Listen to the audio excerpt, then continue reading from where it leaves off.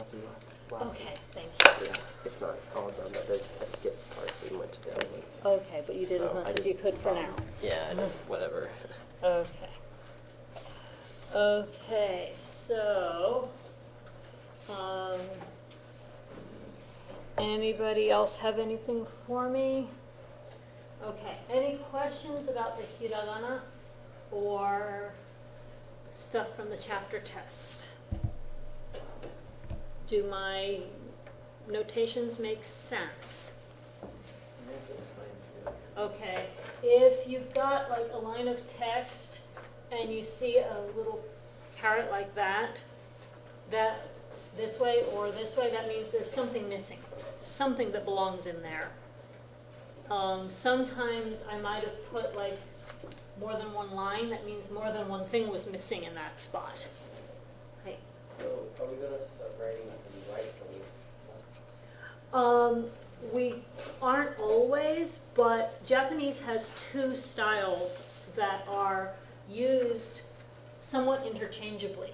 You know, writing this way is one way, and then writing this way is the other way.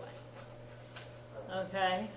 And so they are both used in Japan all the time. Our textbook is done in what they call the horizontal style, which is in Japanese yokogaki. They write yoko in our textbook because there's so much English text. And if you go vertical, then all the English stuff gets really awkward to print. So, especially when you want to do like direct translation. Here's a Japanese sentence, here's what it means in English. You go vertical and all of a sudden you're like either writing sideways in English or writing all caps vertically. It's really awkward. So then you're not. Okay, so this way is something that I do want you guys to start getting used to. Later on in some of the later chapters, some of the reading section stuff will be like in a box, and within the box it's done vertically. But then the Q&A stuff about the paragraph is still done horizontally because that's just easier. But if you go to Japan, you find things like newspapers, manga, magazines, novels, even children's books are usually written this way unless there's a lot of English language content or a lot of mathematics. Doing your algebra vertically is kind of awkward. So usually math textbooks and anything that has a lot of English in it or a lot of science is usually horizontal. But anything that's pure Japanese text, nothing else going into it, tends to be done vertically and right to left. If it's vertical, it's right to left. If it's horizontal, it's left to right. Hi. So if you're writing vertically, like for the ones that have the character and then the small 3/4 size character, would that be below it or beside it? It would look like that.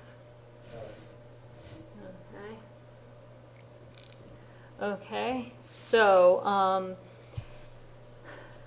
so if there are no questions about the hiragana or the chapter test, before I forget, I wanted to give the people who did not do well on the chapter test, and there were some people who did not do well, I want to give you the opportunity to improve your test scores.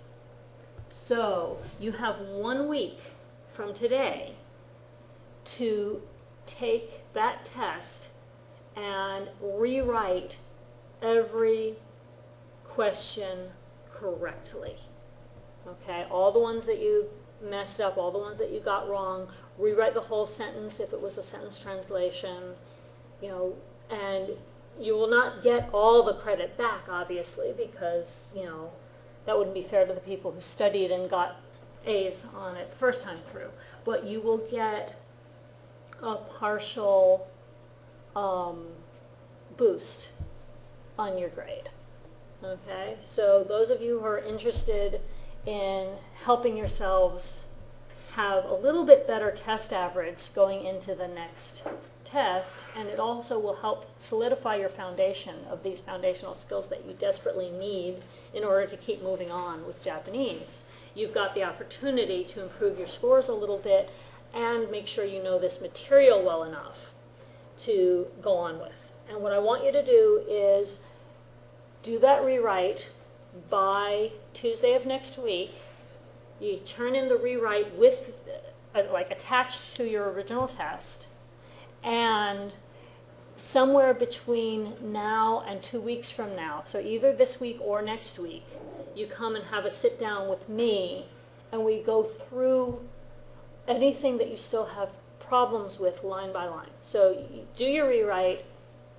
If you want to come see me while you're still working on it, because there are some that you have no clue if you're doing them right or not, you can do it that way. Or if you want to come see me next week after you've turned it in and ask me about the ones that you were struggling to figure out, then that's okay too. But I want every person who is going to get the credit for the rewrite to actually come have a one-on-one with me in my office for probably 30 minutes to an hour, where we really go over every single thing that you're struggling with in terms of the basics of lesson 1, vocabulary, grammar, hiragana writing, all of it. Okay, anything that you still feel like you're struggling with, have trouble with, need help with, we're going to go over it. Okay, so if you decide you want to take me up on that, you don't even have to tell me now, but do your rewrite, turn it in by next Tuesday, and make an appointment with me. You can come talk to me after class today, you can email me, you can contact me however. Are you here before this class? Not very long before. I am here a little bit early, but I drop my kids off around 8:30, and I can't guarantee that I'll be here exactly on the dot at a certain time, so I prefer to make my appointments after. Okay, but if you need a different time slot, and that immediately after this class or later in the day on a Tuesday or a Thursday doesn't work for you, talk to me after class and we'll work something out. Okay? So the main thing is, if you're struggling, it's not too late to fix it. But I want you to come see me, because if you wait till the next chapter test, it might be too late to fix it. Okay? So, okay, so if we don't have questions now, since we've got our nice little reference chart up here, we've got a reference point now for what we're going to do next, which is looking at the katakana. Okay, so I think what I'm going to do to start with is we're going to go through, let me think. Okay, I think we're going to go through PowerPoint pictures just to see the katakana visually, and then we will go through things one by one and go over how to write any that you have questions about and so forth. So this says katakana toreru. Does anyone notice a couple of characters that are sort of recognizable already? Yeah, the ka's are very similar to hiragana ka, and the ri is almost identical, just not as curvy, right? That's the main difference between hiragana and katakana. Katakana evolved from cursive versions of kanji, so it's very flowy and curvy. Katakana evolved from chunks of kanji, just one little piece pulled out of a whole kanji and reassigned as a phonetic value. So they tend to be boxier, and this font that I picked is more representative of what a lot of katakana looks like. But it can also be written with a more calligraphy style like this font, but that doesn't mean it's going to be as curvy as hiragana, right? And since they go in the same order, you should be able to tell what this one is. So this one is a, I, U, E, O. Okay, and you'll notice as we go through, some of them look similar to their hiragana equivalents, some of them not so much. That's because some of them evolved from the same character and some of them from entirely different characters from each other. Okay, so going on. Ka, ki, ku, ke, ko. Any questions so far? Sa, shi, su, se, so. Ta, chi, tu, te, to. Na, ni, nu. Notice I used a different font for this one because I felt like the other font exaggerated things a little too much, and this one is closer to the way it's written, handwritten. Okay, so this is new, handwritten. Ne, no.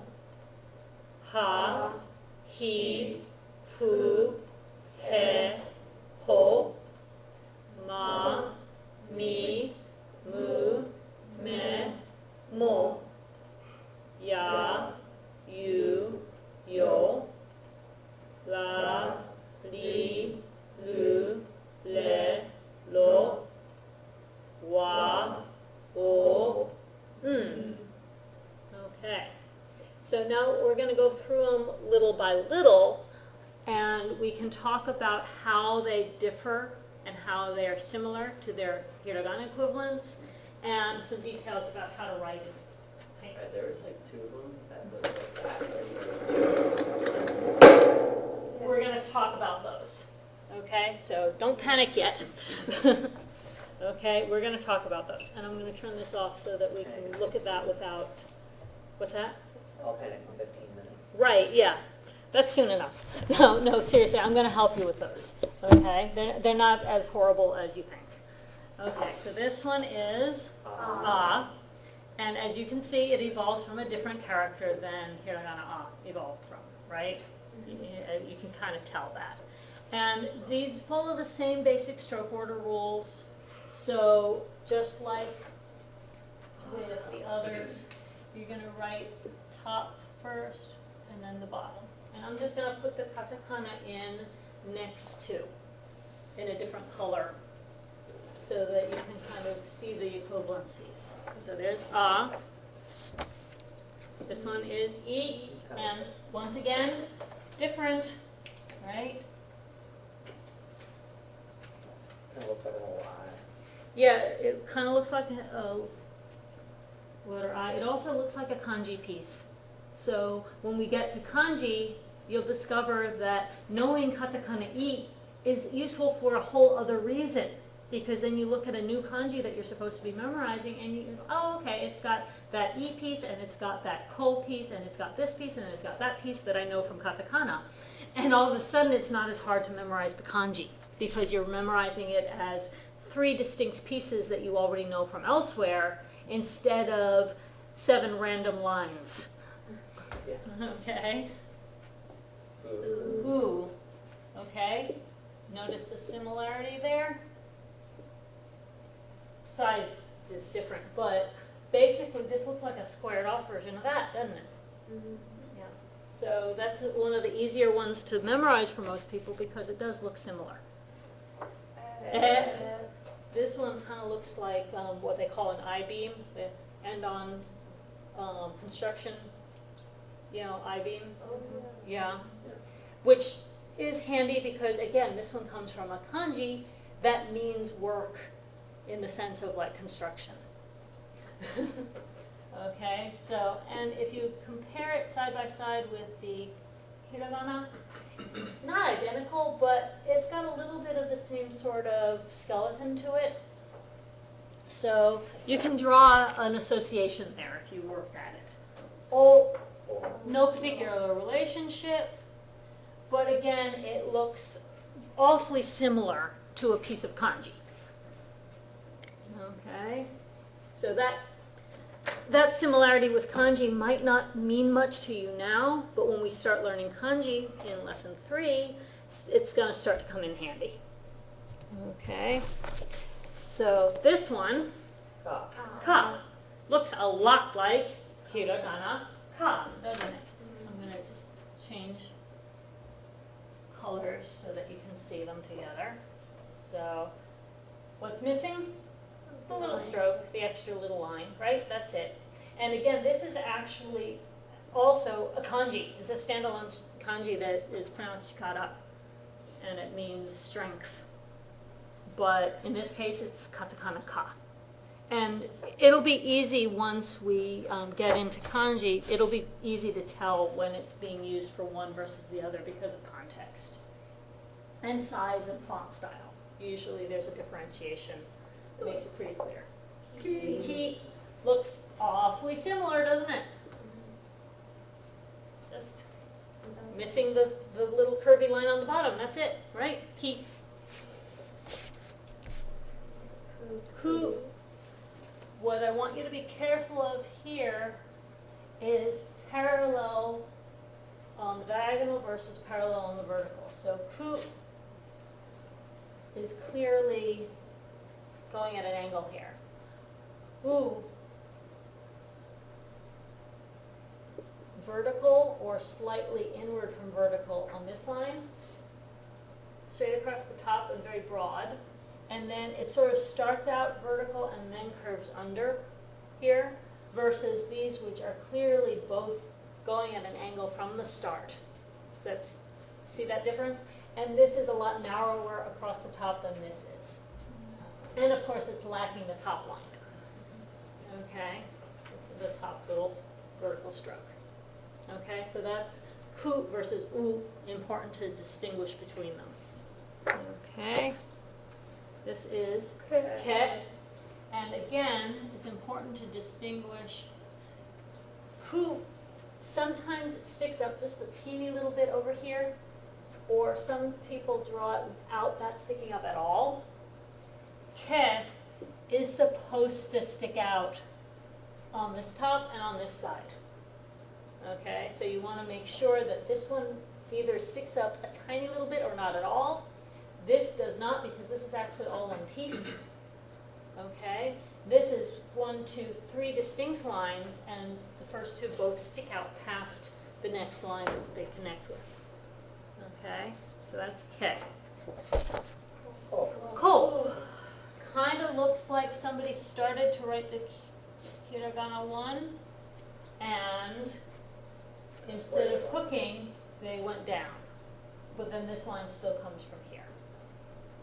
Okay, so there's a relationship there. Does everybody see what I'm talking about? So that's ko. Okay. Everybody should be able to tell from looking with the 10-10. Ga, exactly. So, ta-da, guess what? You get the same number of freebies, only now you already understand how kas become gas, and ki, gi, and saza, and all of that stuff. All the conversions work exactly the same way with the exact same diacritical marks. Okay, so this is going to be ga. Yeah, question? Wait, how do we just go to ga? Well, we're not going on to saz yet, but ka changes to 10-10 ga, right? So there it is. It looks the same. It's just got 2 of these lines. It doesn't have the third one because it's not the hiragana version, right? But you get how that works? So this is ga. What's this one? Gi, gu, ge, and go, right? Okay, so does everybody see how those work? Okay, now we're moving on to the next line. So this one is sa. And you want to be careful here, again, because some people think sa and se look alike. They're kind of mirror image of each other, sort of. Right? Most people draw their se a little bit more bent. That helps distinguish it from katakana sa, which is more like that. Okay? So that's katakana sa. Okay. And now we have shi. This is one of the ones David was asking about. So let's look at angles. Shi. Okay? So angles are very important here. So, and stroke order is very important here. 1, 2. Sorry. 1, 2 in order, okay? And then this one is up from the bottom like a check for 3, okay? And when you do it that way, notice, I need to change color so you can see what I'm talking about without messing up the character. Notice how broad this is across the top. There's a big gap there, okay? Contrast that with the other one that we're going to be getting to in a minute, which is 2. And the stroke order starts out similar. 1, 2, 3. But it's down, down, down instead of down, down, up. Okay? And the gap here,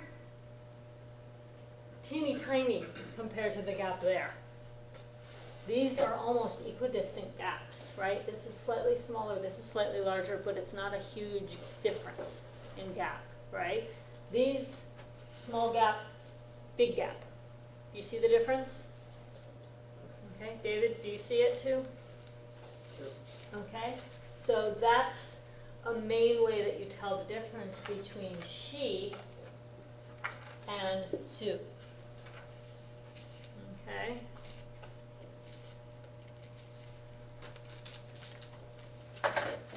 So that's she. And one of the things I like about this particular font is it does give you the thicker line at the bottom, showing you this is where it started and then it trails off. It tapers off to a little tail on the top.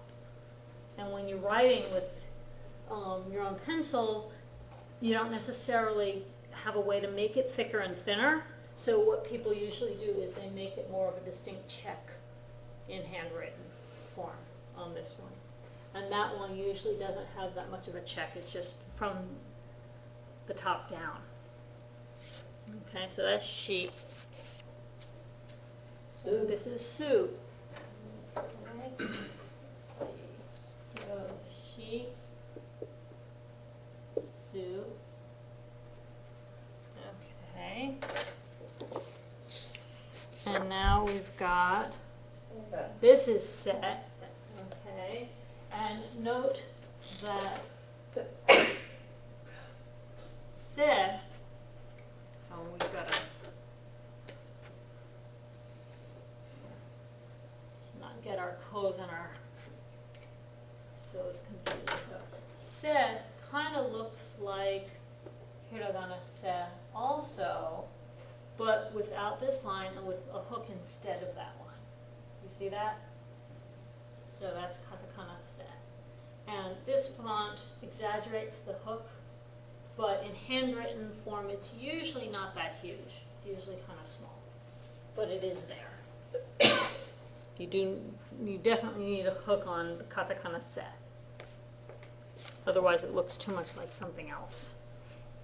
Okay, this one is so. And just like we were talking about with she and Sue, so falls into the same kind of category. Okay, so is more like Sue. It's vertical, vertical. Yeah, well, not vertical, but closer to the vertical than this other one. This one is going to be and this one is going to be so.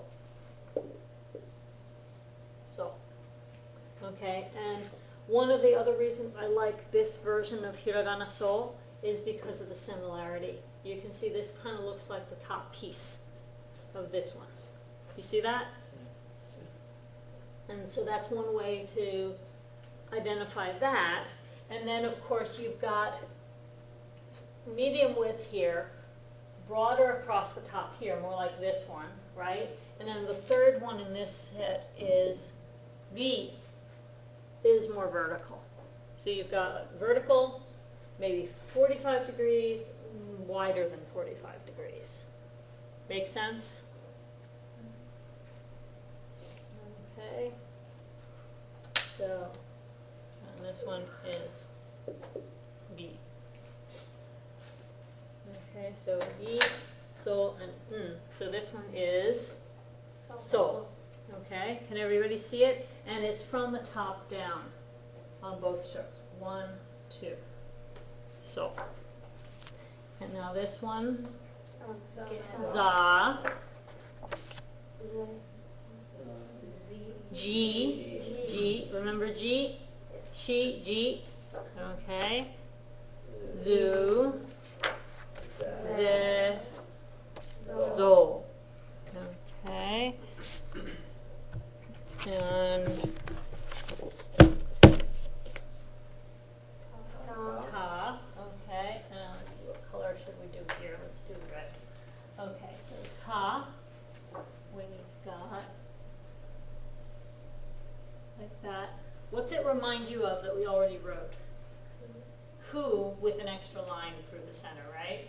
You see that? And notice that ta, usually that line stays in between the other two lines. Sometimes it might sneak out a teeny little bit, but you don't want it to be cutting too far down. Okay? It generally stays between these two lines, but it is a lot like who with an extra line added. And it's that same kind of proportions and angles. Okay, so that's ta. Chi. Okay. Chi, it's the most important thing with chi is the curve in that sort of vertical line. It needs to have a curve to it. When it's straight, it looks like a kanji that means 1,000. And in this particular case, it's the whole kanji, and it's not supposed to look identical to the kanji. It's supposed to look different. Maybe partly just because that kanji can also be pronounced chi. So it would be really confusing if they were identical looking. Okay, because this is pronounced chi, and when it's part of a word like cheese, and then the other chi is in the one that's vertical here is a kanji that means 1,000, but when it's pronounced chi, it's usually part of something that's a compound, like the city Chitose or the name Chihiro, things like that. Any Spirited Away fans in here?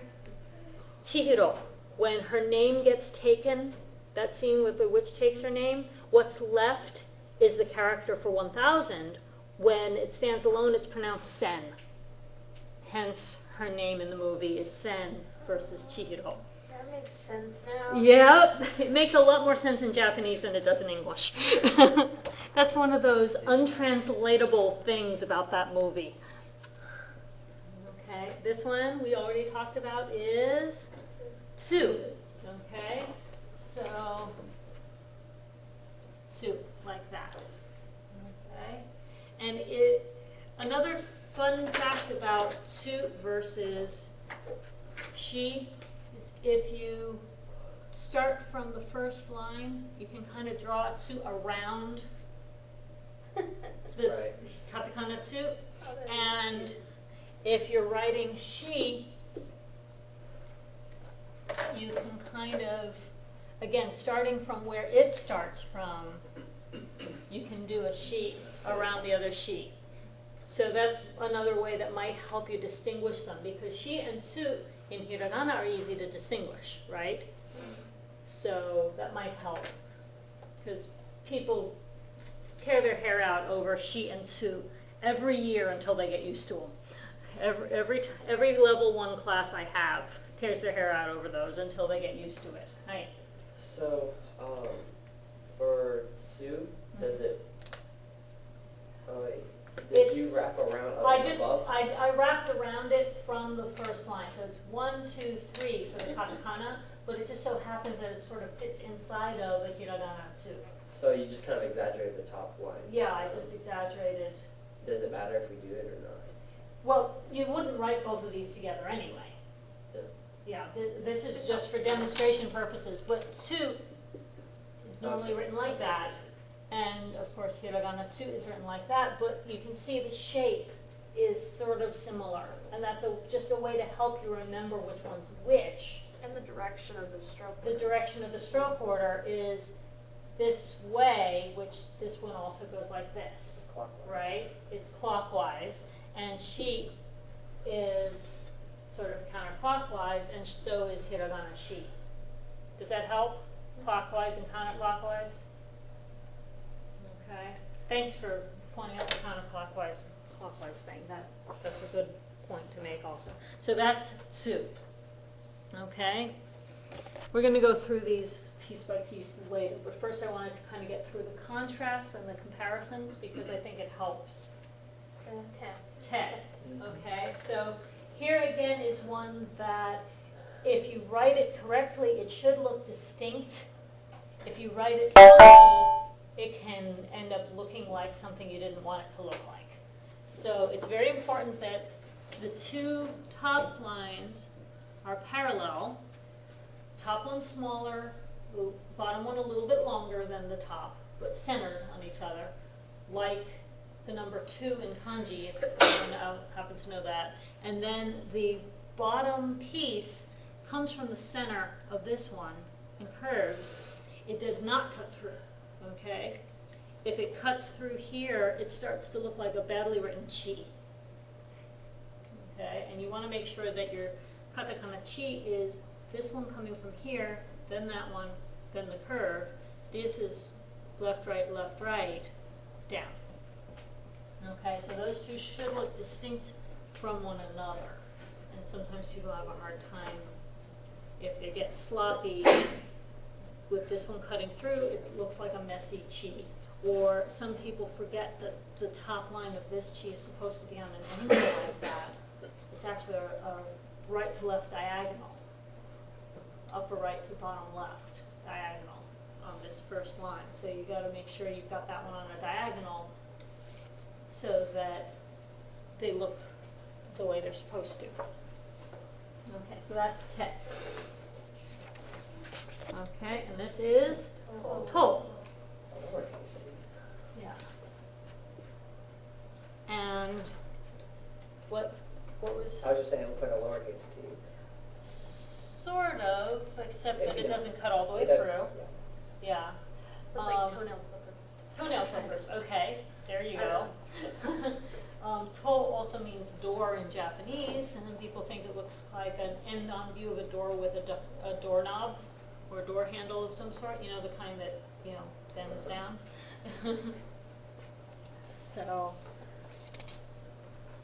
So that's to. And then, of course, we have da, ji, zu, the other zu, right? Yeah. De and do.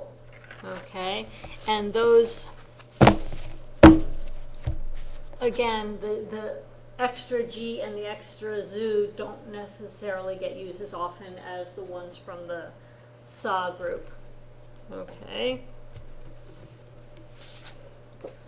Now we have na, and isn't this convenient? What's it look like?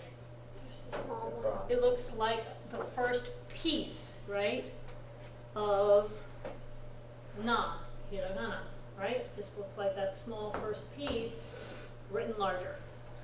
You see that? Okay. And then ni, It's just straight. it looks like a straightened out version of this side, and it also looks like the kanji for two, which is also pronounced ni. So that's another way to remember it. And it's two lines. Ichi, ni, right? Right. So there's ni. This is one of the easiest ones to remember, I think. This is nu. Okay. And some people see like a piece of it in there. This the X part, this X part. See it? You can kind of see it, sort of. Right? So some people see it in there, some people can't really see it that well, but this is new. And again, you want to make sure that this line is long enough some people write it awfully short, but you don't want to write it so short that it looks like something else, right? So you want to make sure it cuts through enough so you don't think it's Sue on the top, right? It needs to cut through the top enough to not be mistaken for Sue. It needs to cut through the bottom enough not to be mistaken for a really sloppy ta that's missing one line. Okay. Okay, so that's new. Ne is another one that doesn't look much like it's hiragana, but it does look an awful lot like a kanji component. It's not a standalone kanji, but it is a piece of a kanji that's fairly common.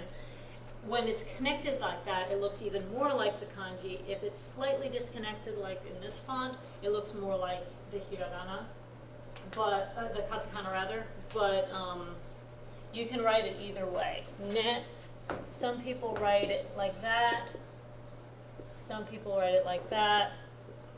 Some people write it like that. As long as the three lines that are supposed to come together in that center point are all close to one another. They don't have to all physically be touching each other, but they all need to be close. Does that make sense? So that's ne. And then no looks like you started to write hiragana no and you quit too early. So I'm too lazy. I can't finish the whole no. That's what it looks like, right? I'll be lazy. No, I don't want to write the whole thing. Okay, so any questions on that one? That one's pretty easy, right? Okay. Ha doesn't look much like a hiragana, but some people think it looks like the mustache of the evil magician from some old movie. Ha ha ha. So Is it similar to Hachi? yeah, it is very close to Hachi, so if you know your kanji numbers, that's a useful comparison. Hachi tends to be a little bit longer over this way, but very close otherwise. Also, just the fact that it's the first syllable of Hachi. It's ha. Yeah. So that's a way to help yourself remember it if you remember that. Some people think it looks like a volcano silhouette. I like the mustaches. Yeah, the mustache, ha ha ha, is probably the easiest mnemonic for a lot of people. So I always thought that one was a little silly but fun and useful because it actually works, right? You know, and that skinny mustache style is sort of the stereotype of the Asian villain from old Hollywood movies, right? The stereotypical, ridiculous old movies, right? Or Time of Whiplash. Yeah. Okay. And this one, he. Okay.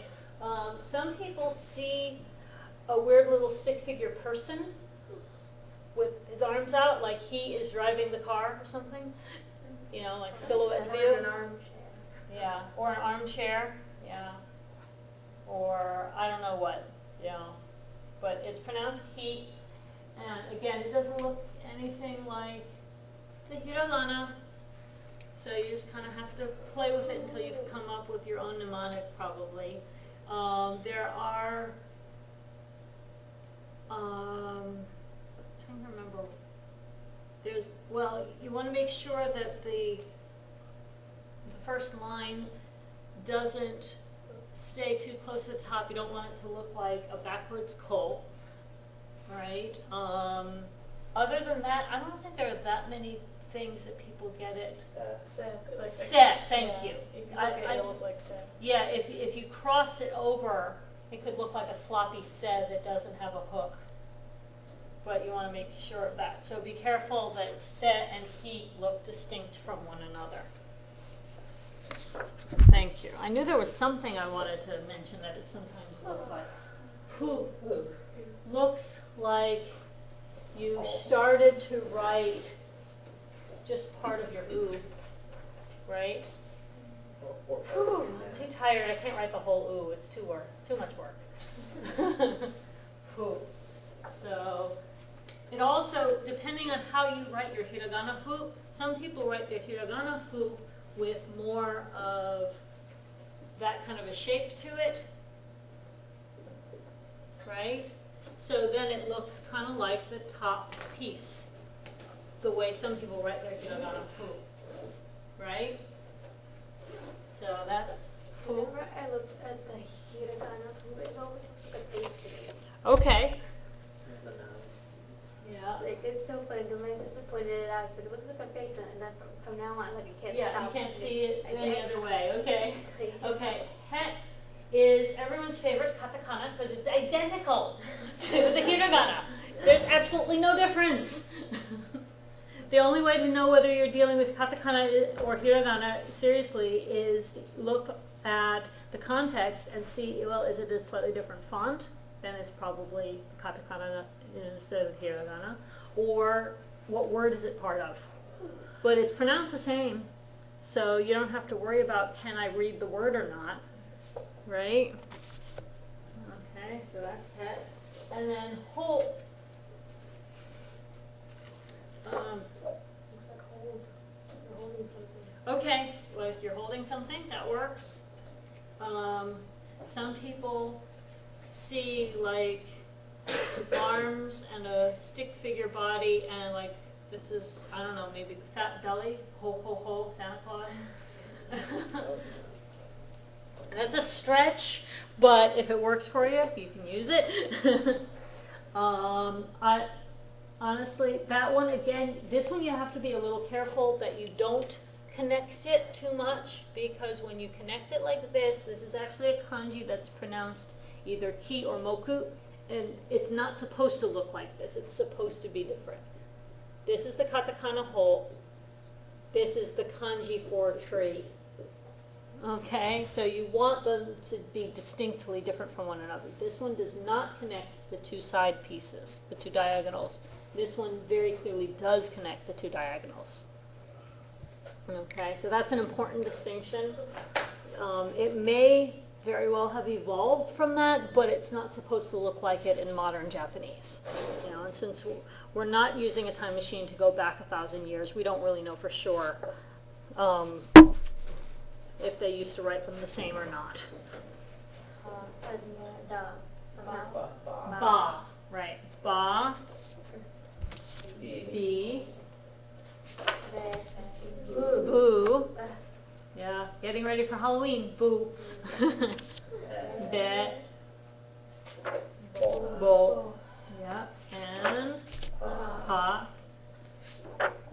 P. Poo. Pet. And po. Okay. Moving on. Ma. Okay, and again, no particular similarity to the hiragana. Some people get ma confused with ah. So you want to make sure that ma has big hat, little tail. Okay, and ah is smaller hat, longer tail. And different angles. You see the difference? Ah is a little bit more vertical. Ma is at a very distinct angle. Okay? But it does help to distinguish ma, which looks like the big head version of ah, from mu, which we're going to get to in a second. So that's ma. Mi. Okay, and mi, again, doesn't look particularly like the hiragana mi in any way, but does it help that mitsu is another word for three, and there are 3 lines, 3 slashes, so it's close to a word for 3 in Japanese. Does it matter whether you write them right to left or left to right? It matters. Okay. Yeah, it's they're supposed down, to down, down. Yeah. Okay, because looking at the thick side where Yeah. you start. Is Yeah, supposed to- the thick side isn't always where you start, unfortunately. Yeah, in this That's fine. case, the Maybe it's upside calligrapher, down. in this case, no, the calligrapher actually, no, it's not upside down. In calligraphy, you can start with a very light touch of the brush where it's barely Yeah. starting, and then put more pressure as you go along, and that's what they did with this. Okay, yeah. Yeah, yeah. If you don't understand how they got here, the next time you've got hold of a round brush, like a paintbrush that is not flat bristles but round bristles, you can play around with trying to write some hiragana. Any brush that's, if it's got this kind of a shape to the bristles, it's rounded, not flattened like a fan, it can work to experiment with calligraphy in Japanese. So that's me. And then remember what I was saying about mu getting confused with ma? You can see it, right? But ma, like we said, is similar to a, ma and a, and mu has a little bit of an English U shape to it, right? Okay, not a lot, but the opening is pointing somewhat upward as opposed to clearly downward, right? So ma looks a little bit like hiragana a, mu is facing upward. And some people also see a little bit of it in the angle here and the hook of a hiragana mu. Do you see that? So that's the other way to think of that. But yeah, it would be easy to get ma and mu confused otherwise. But if you pay attention to those distinctions from the start, you should be okay. Me looks a whole lot like you started writing, my color. So this was mu, me. Looks like you started writing hiragana me and you just stopped before you got to the curl around part, right? Me. The main thing to be careful of with me is it should be clearly on an angle, whereas katakana na, horizontal, vertical. Same two lines, but tilted, right? So na is a horizontal to start and vertical that goes into a curve. Me is two diagonals that crisscross like an X, but unlike an English X, the second cross tends to be longer than the first one. Also, has anybody ever seen the Japanese faces that do like that? Yep. They do like stick figure faces with katakana and hiragana letters. Yep. You can do all kinds. I mean, you can, that could be his nose, that's a shouting mouth. He just got punched in the eye twice. Right? You got two black eyes. Well, me means eye in Japanese. And writing an I as an X is a common cartoon convention for a black eye, right? So that's another way to remember me. Okay, so that's me. And mo. And this one looks similar to its hiragana counterpart, but it's written with a different stroke order. So that's what I have to point out about mo. Because hiragana, do you remember? It's actually cross piece, that way? Or no, I just got it backwards. It's shi and then cross, right? That's the hiragana stroke order. Katakana mo is 1, 2, like you're writing a ni, and then the curve. Okay, so you write the ni first and then the straight line. So it's counterintuitive. It's the opposite of what you think, because you would think the hiragana mo would be that order with the cross pieces first, because that's kind of what the stroke order normally is. But mo is the exception. You write the hook first and then the two crosses. So, and katakana is the opposite stroke order of the hiragana in this case. Okay. getting to another one that's easily confused with something else. It looks a lot like its hiragana equivalent, just missing one line, right? Yeah. What you want to be careful of is angle and relative size, because ya should look like that. What I see happen sometimes is somebody writes their ya too vertical and it starts looking too much like ka. So you don't want it to be that vertical, you want it to be at a nice angle. So it's clear, and with this hook being a lot narrower and ka being very distinct shape like that, because you do not want your ya and ka to look alike, right? That could be very confusing. You know, you tried to write kawaii, which means cute, and instead of you wrote yawaii, which sounds like a mispronunciation of weak. Yikes. Not what you meant at all, right? So that's ya. This one is you. And again, no particular relationship with the hiragana one in this case. What most people think this one looks like is you're starting to play hangman. Yeah. Yeah. It's just missing the noose. It's only the gallows part. Right? So that's you, and then yo looks like somebody's been playing around with the eye chart. Right? Yes. Anyone have an eye exam lately? That's what yo looks like, right? It's like the backwards E on the eye chart when they make you tell which direction the E is facing. You know, they do it backwards and upside down and sideways and everything. What's the stroke order for that one? The stroke order is 1, like that, and then the middle line, and then the bottom line. Okay, so that's yo. And this one actually is going to come up in lesson 4, I think it is, as a piece of a kanji that we're going to learn. So it's very useful. Yo shows up in a kanji that's actually pronounced yo.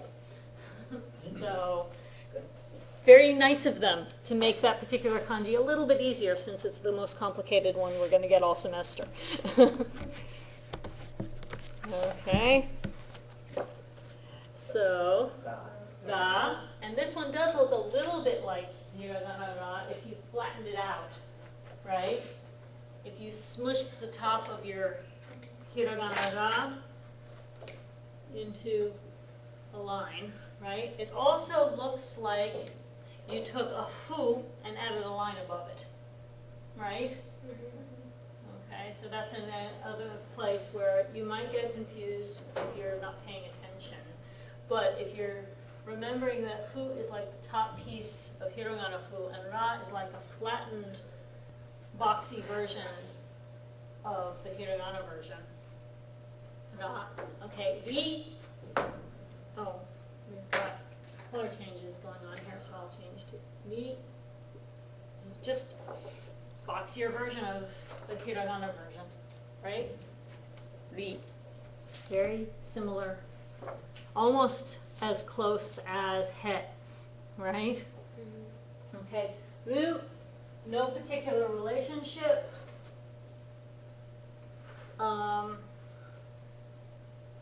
I don't have a really good mnemonic for this. The closest I can come up with is the word roof, because there are some Japanese homes that have really narrow roofs like that.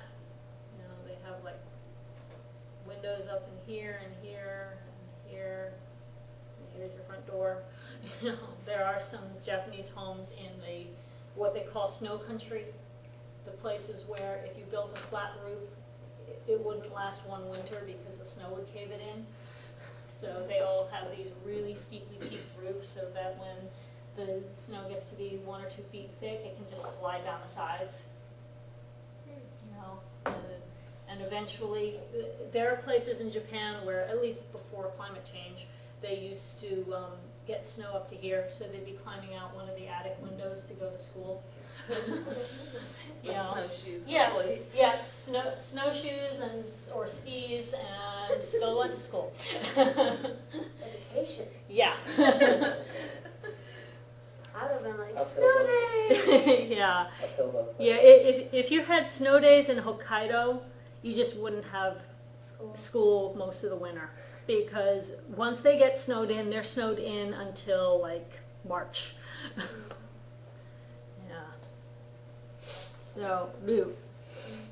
Maybe it looks like a roof with a fancy hook on the side. Okay, this one is re, and it looks like one half of ru, right? So again, I don't have a good mnemonic for this one. So, and that's all one stroke? It's all one stroke, yes. Yeah, it's all one stroke, and it's basically just an exaggerated hook. Okay, and then roll, stroke order on this one is interesting because you think, oh, it's just a box. No, because they don't draw boxes the same way we do. So it's actually 1, 2, 3, like that. How do they draw boxes? Like that. It's funny. It's the stroke order. So 1, 1, 2, 1, 2, 3. In terms of direction, it's that and then like that. Ichi, ni, san. And that is pronounced ro when it's a katakana. Do any of the lines have to stick out, or can they all like just? They can be all meeting perfectly if you can draw that neatly. I'm not that good with a marker. My handwriting on paper comes out better than my handwriting on the board, even today. I mean, I've been practicing this for years, but I still have better handwriting on paper. But anyway, ro is also a kanji that means mouth or opening. So it's a really useful kanji. It's the same exact stroke order. It's again one of those that occurs numerous times as a component of larger characters that have to do with speech and communication and things that are open or openings. And it also occurs as a standalone to mean mouth, usually, sometimes in the physical sense of a human mouth, but also in the sense of an opening like exit and entrance. Iriguchi and deguchi mean entrance and exit, respectively. And it includes like highway exit. Deguchi gets used for that. So you see this character next to a second one that means to leave. For the word exit, deguchi is the guchi part. And you see that on every Japanese highway. Every time there's an exit, you'll see deguchi, which looks like this. Sorry, that's a mistake. You'll see that on it, and on doors too. Like if one door is an exit and one door is the entrance, that's exit, that's entrance. And you see those everywhere. And they're nice, simple characters, so you can learn to recognize them even though we're not studying them until way later. I think they occur in either second or third semester as vocabulary, but they're useful to know just so you know you're going out the right door, right? Okay, so this one is wa. Okay, and again, notice some similarities. Looks like food, looks like ad. Yeah, it looks like oo without the top line. Yeah. Okay, so it's, again, it's the more vertical top, not like ku. Okay? The most common mistake I see with wa is people getting wa and ku confused and writing them too similar to one another. So you want wa to look more like u without the extra line on top, or more like ku with this line added. Okay? Okay, so that's wa. O, same kind of deal. O looks like fu also with an extra line on the interior. That's O. Isn't that one almost never used anymore?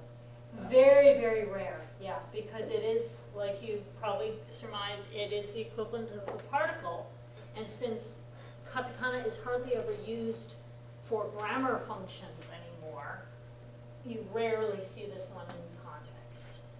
every once in a while you'll see somebody who deliberately wrote a phrase in katakana for emphasis. So for example, the phrase "kyotsukete kudasai," please be careful, might possibly be written in katakana occasionally just to make it shout out at you. It's a little bit like writing something in bold in all caps.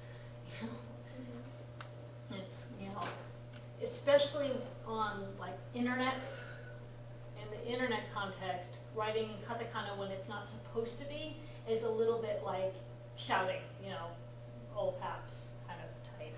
Japanese doesn't have capital and lowercase. So using katakana when it should have been hiragana is one of the ways that they make something stand out. But as we've talked about before, the main usage for katakana is actually foreign loanwords. And since foreign loanwords don't take the particle o as part of them, What is foreign loan? words coming from other language. So for example, computer, escalator, elevator, hotel, hamburger. Those are all katakana words. What if the loan word had the wo sound in it? Would they use that as the phonetic standard for that? Actually, they've got a different way to deal with that. Yeah. And our final katakana is And like we said before, the stroke order is 1 and then up. Okay, from the bottom up for this one, and it's the broad across the top like she style. Okay, everybody see that? Okay, so any questions about how to form any of the katakana? Did everybody notice where their katakana chart is in their textbook? Right at the back, yes. So if you've got your textbook, you've got hiragana here, and you've got katakana here. And when you look at your katakana chart, you'll notice that it's the same format for the main hiragana, the diacritical marks, the combinations are the same, but they've added some stuff.